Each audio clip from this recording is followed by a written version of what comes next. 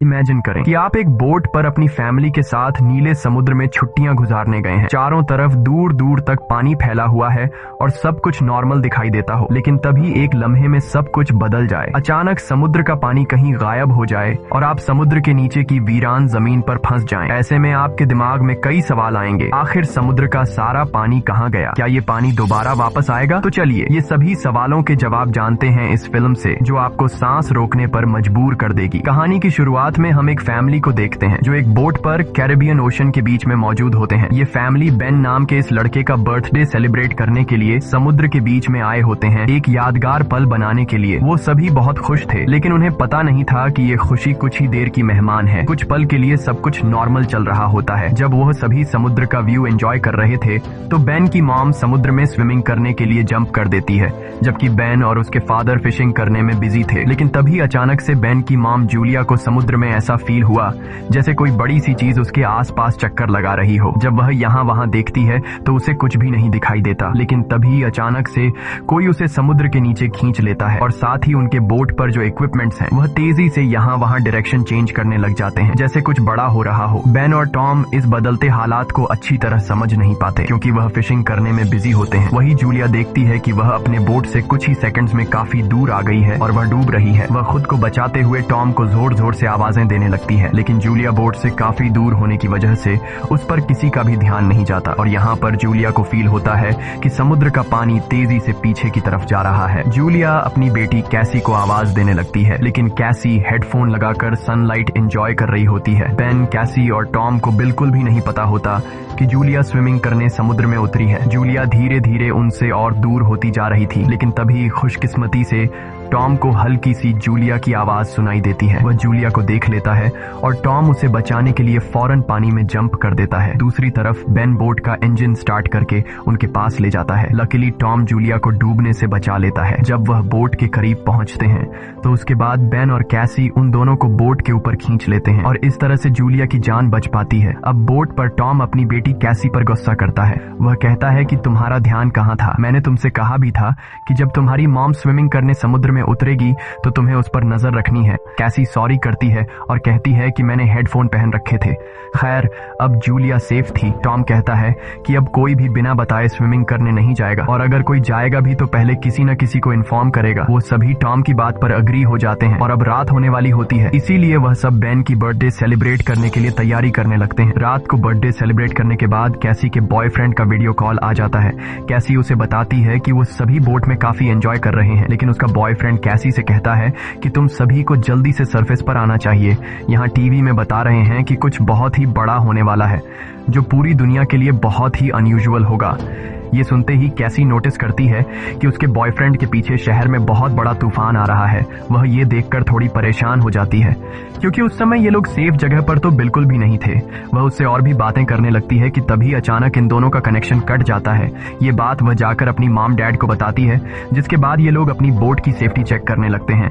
जो चेक करते हुए ये लोग नोटिस करते हैं कि उनके बोट के आसपास बहुत सारी वेल और शार्क फिश मंडरा रही हैं, जबकि इस एरिया में वेल्स या फिर शार्क मछली बिल्कुल भी नहीं पाई जाती है। टॉम एक ओशन एक्सप्लोरर था, इसीलिए वह जानता था कि वेल या शार्क ऐसा किसी बड़े भयानक तूफान के आने से पहले ही करती हैं। आने वाले भयानक तूफान का अंदाजा तो हो ही चुका था, लेकिन उससे पहले उन्हें शार्क से निपटना था। उससे पहले कि वह कुछ कर पाते तभी इस दौरान उनकी बोट को एक जोरदार झटका लगता है। वह सभी बहुत घबरा जाते हैं। टॉम समझ जाता है कि बोट के निचले हिस्से के साथ कोई बड़ा क्रीचर टकरा गया है, जिसे चेक करने के लिए टॉम नीचे पानी में जाता है। वह देखता है कि बोट के नीचे बहुत बड़ा डेंट आ चुका है, जो कि जरूर किसी बड़ी शार्क ने दिया था। ये चेक करने के बाद जब टॉम वापस ऊपर आता है तो उसके कंधे पर बहुत ही गहरा चोट आया होता है।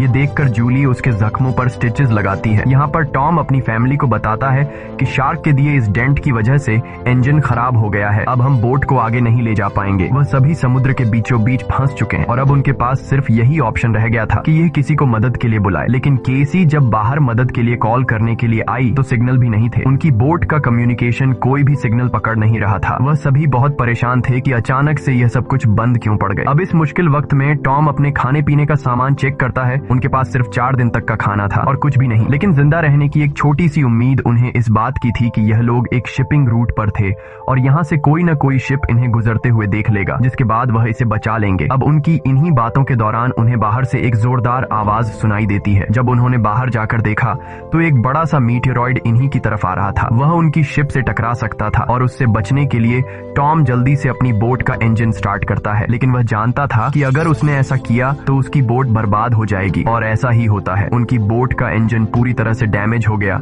लेकिन उनके पास कोई दूसरा ऑप्शन था ही नहीं। अगर वह इंजन स्टार्ट करके बोट को आगे नहीं ले जाता तो वह मीटियोरॉइड सीधा इनसे टकरा जाता। टॉम देखता है कि आसमान में से गिरने वाली ये ऑब्जेक्ट्स असल में सैटेलाइट थीं, इसीलिए अचानक रेडियो और टेलीफोन्स के सिग्नल्स ने काम करना छोड़ दिया है। वह सभी इस हादसे से पूरी तरह संभल नहीं पाए थे कि तभी एक दूसरा मीटियोरॉइड भी उनकी तरफ बढ़ने लगा। अब अपने आप को बचाने के लिए ये लोग कुछ और कर नहीं सकते थे, इसीलिए ये बोट के निचले हिस्से में जाकर लाइफ जैकेट पहन लेते हैं ताकि अगर बोट पलट भी जाए तो वो सभी पानी में डूबे नहीं। जब वह बोट के अंदर होते हैं तो बोट बहुत ही तेजी से झटके खाने लगती है।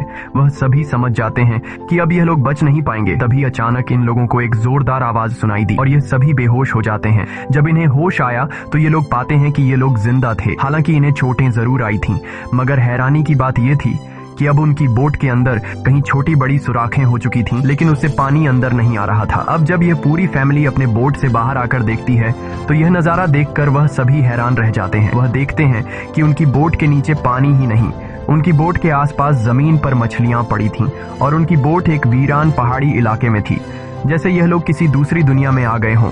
यह जगह पूरी तरह से बदल चुकी थी। जहां कल रात तक पानी था वह जगह अब ऊंचे ऊंचे पहाड़ों और गड्ढों की तरह दिख रही थी। वह सभी जल्दी यह बात रियलाइज कर लेते हैं कि वह किसी डिजर्ट में नहीं बल्कि वह अभी भी समुद्र के बीचों बीच है। बस समुद्र का सारा पानी यहाँ से किसी दूसरी जगह शिफ्ट हो गया है। अब टॉम जल्दी से अपना कंपास निकालता है और डायरेक्शन देखने लगता है और वह समझ जाता है कि यह जरूर धरती के साथ कुछ गड़बड़ हुई है। धरती के पोल चेंज हो गए हैं। नॉर्थ पोल की जगह साउथ पोल आ गया था, जो कि साउथ पोल की जगह नॉर्थ चला गया था और इसीलिए जहां पर पहले जमीन पर लोग बसते थे समुद्र का सारा पानी वहां पर चला गया है और अब समुद्र की जगह जमीन बन चुकी थी। इस चीज का पता लगने के बाद यह सब लोग हैरान रह गए। एक और भयानक बात टॉम ने उन्हें यह बताई कि इस सब के बीच जो इंसान जिंदा जमीन पर थे वह सभी मारे गए होंगे। केसी को यह बात बहुत ज्यादा तकलीफ देती है। वह अपने आप को कैबिन में बंद कर लेती है क्योंकि उसे पता चल चुका था कि उसका बॉयफ्रेंड अब इस दुनिया में नहीं रहा। लेकिन अब एक और बात थी जो कुछ ही देर बाद उन्हें पता चलने वाली थी और वह बात सुनकर उनके होश उड़ने वाले थे। खैर अब जूली यहाँ पर बचे हुए खाने को इकट्ठा करने लगती है और बेन अपने बर्थडे के सारे बलून हवा में उड़ाता है ताकि अगर कोई जिंदा हो तो वो उनके पास आ जाए और वो सब मिलकर इस सिचुएशन का सामना करें। उसके बाद टॉम रेडियो के जरिए किसी से कांटेक्ट करने की कोशिश करता है। उम्मीद तो उसे ये थी कि सामने से कोई रिस्पॉन्स नहीं आएगा, लेकिन सरप्राइजिंगली उसे रिस्पॉन्स मिलता है। ये रिस्पॉन्स उसे एक कैप्टन ने दिया था जिसका नाम नाटो है और वो भी समुद्र के शिफ्ट होने की कहानी जानता था क्योंकि वह भी टॉम की फैमिली की तरह अपनी सबमरीन में था। टॉम कैप्टन से पूछता है कि अब इस सिचुएशन में हमें क्या करना चाहिए। यहाँ कैप्टन इन सभी को वह बात बताता है जिससे उनके पैरों तले जमीन खिसक जाती है। कैप्टन टॉम को बताते हैं कि अर्थ के जो पोल चेंज हुए हैं वे लगभग 1 हफ्ते में फिर से अपनी जगह वापस आ जाएंगे, यानी 1 हफ्ते बाद समुद्र वापस अपनी जगह पर आएगा और उस समय उसकी लहरें बहुत खतरनाक होंगी। इसलिए कैप्टन टॉम से कहता है मैं तो सबमरीन के जरिए सरवाइव कर लूंगा, मगर तुम जल्दी से जल्दी अपने लिए कोई ऊंची सी जगह देखो और वहां चले जाओ क्योंकि वहां पर तुम्हारे बचने के चांसेस ज्यादा होंगे। ये बात सुनते ही जूली फौरन अपने बच्चों से पैकिंग करने के लिए कहती है। टॉम कैप्टन से कहता है कि आपकी सबमरीन के अंदर भी बचने के चांसेस ज्यादा हैं, तो क्या आप मेरे फैमिली को रख लेंगे? कैप्टन कहता है कि जरूर भाई, मैं ऐसा करना तो चाहता हूँ लेकिन मैं कर नहीं सकता क्योंकि मेरी सबमरीन के अंदर मेरा एक साथी मारा गया है और यहाँ पर सिर्फ 2 लोगों की ही जगह है। मैं एक आदमी को तो रख सकता हूँ लेकिन फिर भी एक बाहर ही रहेगा। और यहाँ पर टॉम कैप्टन से रिक्वेस्ट करता है कि प्लीज आप मेरे दोनों बच्चों को किसी तरह से रख लें, इसके बदले में आपको हमारे पास बचा सारा खाना दे दूंगा। जिसके बाद कैप्टन उसकी बात मान लेता है और कैप्टन टॉम को मैन्युअली मैप पर अपना लोकेशन समझा देता है। उसके बाद टॉम उस सबमरीन की लोकेशन का अंदाजा लगाता है और वो अपनी वाइफ को बताता है कि हम सिर्फ 2 दिन में वहां तक पहुंच जाएंगे, यानी ये समुद्र का पानी वापस आने से पहले हम अपने बच्चों को सही सलामत वहां तक पहुंचा सकते हैं और इस तरह से हमारे दोनों बच्चों की जान बच सकती है। अगली सुबह ये पूरी फैमिली अपने सफर के लिए तैयार थी तो टॉम देखता है कि दूर से एक अजीब सा आदमी अपने डॉग के साथ उनकी तरफ चला आ रहा है। टॉम देखता है कि वह आदमी घायल है, इसलिए टॉम ने उसकी मदद करनी चाहिए। वो पानी की बोतल लेकर उसके पास जाता है। इस आदमी ने टॉम का पानी पीने के बाद उसका शुक्रिया अदा करने के बजाय उल्टा उस पर अटैक कर लेता है और ये चीज दूर खड़ी जूली भी देख लेती है। तो आदमी अपने पास पड़े हुए चाकू से टॉम पर हमला करके उसकी जान ले लेता है। उसके बाद वो आदमी जूली की तरफ बढ़ता है। अब अपने हस्बैंड को तो वो नहीं बचा पाई, लेकिन जल्दी से वो बोट के अंदर जाती है और कैबिन में अपने दोनों बच्चों को लॉक कर देती है। उसके बाद वो केसी को एक फ्लेयर गन देती है और कहती है कि इसका यूज तब करना जब हम बहुत ही मुश्किल हालत में हों। अब ये बात कर ही रहे थे कि वह आदमी उनकी बोट तक भी पहुंच जाता है और उससे बचने के लिए जूली बाथरूम के अंदर चली जाती है। अब यहाँ पर वो किलर उनकी बोट पर सर्च करना शुरू कर देता है और जैसे ही उसे यहाँ खाना मिलता है वह खाना शुरू कर देता है। वह खाने पर ऐसा टूट पड़ता है जैसे वह पिछले कई दिन से भूखा हो। खाना खाने के बाद जब वह जूली को ढूंढने लगता है, उसके बाद वह सीधा कैबिन की तरफ जाता है, लेकिन वहां जाकर उसे पता चलता है कि जहां से आवाज आ रही थी वहां कोई भी नहीं है। दरअसल जूली बोट में हुए छेद से निकलकर यहां से बाहर निकल चुकी थी, लेकिन उस आदमी का जो डॉग होता है वह जूली को देख लेता है और जूली पर भौंकने लग जाता है। अब मजबूरी में जूली को उस डॉग को चुप कराने के लिए उसे मारना पड़ता है और वह खुद बोट के नीचे छुप जाती है। हालांकि वैसे तो वह उस किलर को नहीं मिल पाती, लेकिन जब वह बाहर झांक कर अपने डॉग को मरा देखता है तो वह समझ जाता है कि जूली बोट से बाहर है। अब जैसे ही वह उसे पकड़ने के लिए बोट से नीचे उतरा तो जूली वापस बोट के ऊपर जाकर एक टूटे हुए शीशे को अपना रास्ता बनाते हुए फिर से बोट के अंदर आ जाती है। लेकिन थोड़ी देर में यहाँ पर जूली उस आदमी के हाथों पकड़ी जाती है। वह उसे उसके बालों से पकड़ के उसे मारने लग जाता है। वह जूली का गला दबाने लगता है। अब वह किसी तरह से खुद को बचाने के लिए उस किलर से लड़ने लगती है। कैसी जो ये सब केबिन से देख रही थी, उसे याद आता है कि ये फ्लेयर गन यूज करने का अच्छा मौका है। वो फ्लेयर गन चला देती है जिससे आदमी दूर जा गिरता है, लेकिन उसे ज्यादा कुछ नहीं होता, बस उन्हें भागने का मौका मिल जाता है और बोट में आग भी लग जाती है। अब जूली जल्दी से अपने दोनों बच्चों को बचाने के लिए उस बोट से बाहर निकल जाती है। बोट से निकलते वक्त वो किलर एक बार फिर से जूली पर हमला करता है, लेकिन इस बार जूली उसे लात मारते हुए पीछे गिरा देती है। बाहर जाने के बाद कैसी और बेन अपने फादर की डेड बॉडी को देखकर रोने लगते हैं। उन्होंने इस सब की बिल्कुल उम्मीद नहीं की थी। बेन अपने पिता की मौत का खुद को जिम्मेदार ठहराता है। वो कहता है कि न मैं वो बलून ऊपर छोड़ता और न ही आदमी उन्हें देखकर यहाँ आता। अब यहाँ पर जूली भी अपने हस्बैंड से लिपट कर रो रही थी कि तभी वो देखती है कि वो किलर उनकी जलती हुई बोट से बाहर निकल आता है और अब उनके लिए यहाँ पर रुकना सेफ नहीं था, इसीलिए वो अपने दोनों बच्चों को लेकर यहाँ से भागती है। कुछ ही देर बाद उनकी जलती हुई बोट ब्लास्ट हो जाती है। भागते भागते ये लोग काफी थक चुके थे, इसलिए ये एक पहाड़ी के पीछे आराम करने के लिए रुक जाते हैं, क्योंकि उन्हें लग रहा था कि शायद इस किलर ने यहाँ उनका पीछा छोड़ दिया है। बेन यहाँ पर भी रो रहा था। कैसी उसे हौसला देते हुए पीने के लिए साफ पानी देती है, लेकिन बेन पानी पीने से भी इनकार कर देता है। जूली अपने बेटे को समझाती है कि इसमें तुम्हारी कोई गलती नहीं, वो तो तुमने मदद के लिए बलून हवा में उछाले थे। तभी जूली ने देखा कि वो किलर अभी भी उनके पीछे आ रहा है। अब तीनों जल्दी से किलर से बचने के लिए भागना शुरू कर देते हैं। भागते भागते ये लोग बहुत थक चुके थे, लेकिन जब भी ये पीछे मुड़कर देखते हैं तो वो किलर उनके पीछे ही आ रहा होता था। अब ये लोग रुकते नहीं,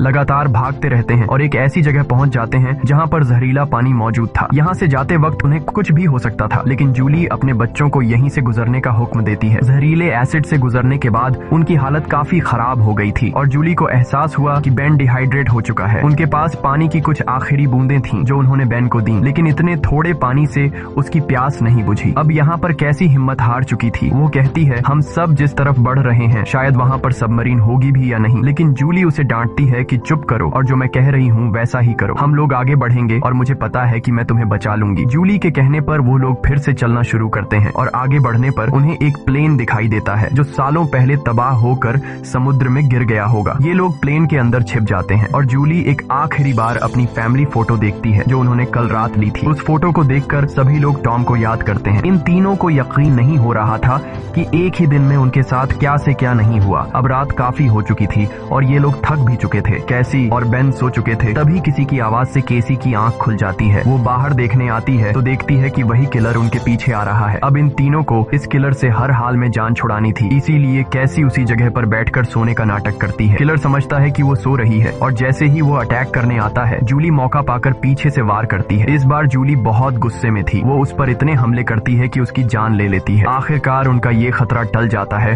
और जूली सुकून की नींद सो जाती है। सुबह जब वो उठते हैं तो देखते हैं कि किलर की बॉडी बहुत बुरी हालत में है। किसी क्रीचर ने उसे काट काट कर अंदर से खोखला कर दिया था, जिससे उन्हें अंदाजा हो गया कि यहाँ आसपास खतरनाक जीव हैं। अब उन्हें जल्दी से वहां पहुंचना था जहां कैप्टन की सबमरीन थी। जूली अपना मैप देख रही थी। दूसरी तरफ बेन पानी की तलाश में भटक रहा था। आगे जाकर वो पानी देखता है और बिना सोचे समझे पीने लगता है। जूली ने मना किया था क्योंकि वो तालाब जहरीला था, लेकिन बेन इतना प्यासा था कि उसने जूली की बात न मानी। जूली उसे देखती है और दौड़कर पानी पीने से रोक लेती है, लेकिन तब तक वो काफी पानी पी चुका था। थोड़ी देर बाद बेन बीमार हो गया और चलने की हालत में नहीं था, इसीलिए जूली और केसी वहां पर एक शेल्टर बनाते हैं और कुछ देर आराम करते हैं। तभी जूली को अजीब आवाजें सुनाई देती हैं। जब वो बाहर जाकर देखती है तो उसे पता चलता है कि ढेर सारे क्रैब्स उनकी तरफ बढ़ रहे हैं, जिनसे बचने के लिए उन्होंने भागना शुरू किया। थोड़ा आगे चलने के बाद कुछ दूरी पर उन्हें एक बहुत बड़ी शिप नजर आई। ये एक कार्गो शिप थी जिसके अंदर बहुत सारे कंटेनर्स भी थे। इन कंटेनर में ही बहुत सारे लोगों ने पनाह ली हुई थी। इन तीनों को देखते ही वो सभी कंटेनर में जाकर छुप गए। दरअसल वो इन तीनों से नहीं भागे, बल्कि उनके पीछे केकड़े आ रहे थे। ये तीनों कंटेनर के पास जाकर गिड़गिड़ाने लगते हैं और दरवाजा खोलने की रिक्वेस्ट करते हैं, लेकिन वो उनके लिए दरवाजा नहीं खोलते। दूसरी तरफ केकड़ों की एक बहुत ही बड़ी सेना उनके पीछे थी, इसीलिए अब उनको खुद कुछ करना होगा। उनके पास कोई और रास्ता तो था नहीं, इसलिए जूलियन और उसके दोनों बच्चे कंटेनर के ऊपर चढ़ने का फैसला कर लेते हैं। जूलियन पहले अपने दोनों बच्चों को कंटेनर के ऊपर चढ़ाती है। अब जूलियन जैसे ऊपर चढ़ती है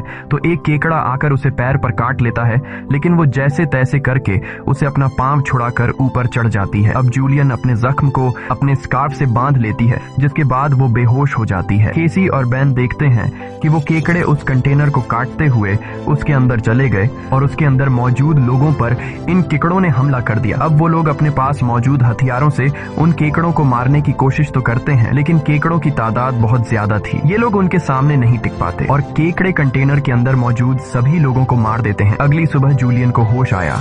उसने देखा कि उसके दोनों बच्चे यहाँ नहीं हैं। वो बुरी तरह से डर गई कि कहीं मेरे बच्चों को कुछ हो नहीं गया हो, लेकिन तभी दूर से उसे केसी और बेन आते हुए दिखाई दिए, जो असल में खाने पीने और हथियार की तलाश में गए हुए थे। खैर, अब यहाँ पर वो केकड़े भी नहीं थे। अब जूलियन अपने केकड़े के काटे जख्म को ठीक करती है, जबकि बेन कंटेनर के अंदर मरे हुए लोगों के वेपन्स कलेक्ट कर लेता है ताकि उससे खुद की सेफ्टी के लिए यूज कर सकें, और वहाँ उन्हें थोड़ा बहुत खाना भी मिल जाता है। खैर, इसके बाद जूलियन कैप्टन से कांटेक्ट करती है, जिस पर वो बताता है कि मेरे ऊपर भी इसी क्रीचर्स ने अटैक कर दिया है और अब मैं बहुत ज्यादा जख्मी हूँ, मैं तुम्हारी मदद नहीं कर सकता। और साथ ही वो जूलियन को ये भी बताता है कि अब समंदर का पानी बहुत जल्द वापस फिर से अपनी जगह पर आने वाला है, इसीलिए तो ये सी क्रीचर फिर से यहाँ वापस आ गए हैं। जूलियन रोने लग जाती है क्योंकि इन लोगों को ये भी नहीं पता था कि सबमरीन तक जाने के लिए उन्हें कौन सी डायरेक्शन में जाना है, क्योंकि सारी रात भाग दौड़ में उनका मैप भी कहीं गिर गया था। इसलिए कैप्टन उनकी आसानी के लिए अपनी फ्लेयर गन से हवा में फायर करता है और बेन उसे देख लेता है, मगर वो जगह उनसे बहुत दूर थी। ये लोग तेजी से सबमरीन की तरफ बढ़ने लगते हैं, लेकिन अभी तक वहां तक पहुंचना नामुमकिन लगने लगा, क्योंकि वहां पहुंचने तक उन्हें एक चट्टानी रास्ते से गुजरना पड़ता है, जहां से गुजरते हुए